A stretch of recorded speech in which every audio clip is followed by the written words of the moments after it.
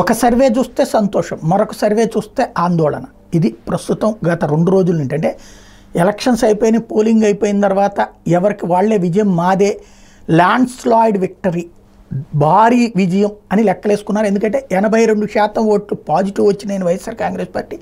82% వచ్చిందంటే ప్రభుత్వ వ్యతిరేకత అన్నటువంటి తెలుగుదేశం కూటమి ఇద్దరూ లెక్కలు కట్టుకున్నటువంటి సందర్భం.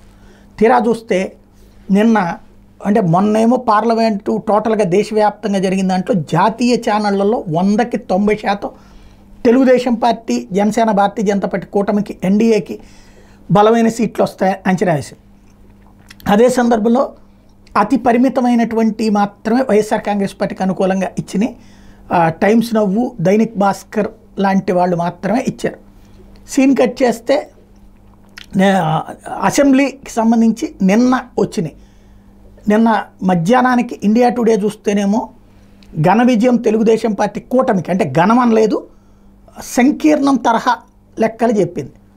అంటే దాదాపుగా ముగ్గురికి కలిపి వచ్చేటటువంటిది చూస్తే 98 నుంచి 120 అన్నటువంటి, వైసీపీకి 55 నుంచి 77 లెక్క కట్టారు.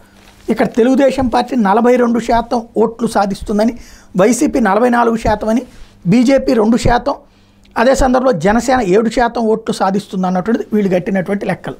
వీటన్నిటి మధ్యన సంతోషంతో ఉన్నటువంటి టీడీపీకి వైసీపీ దాదాపు 117 నుంచి 125 స్థానాలు గెలుచుకుని 51% ఓట్లు సాధిస్తుందని, కూటమి 50 నుంచి 58 స్థానాలు మాత్రం గెలుచుకుని 47%కి పరిమితం అవుతుందని టైమ్స్ నౌ ఈటీజీ ఇచ్చేటప్పటికి కలవరపడుతున్నారు.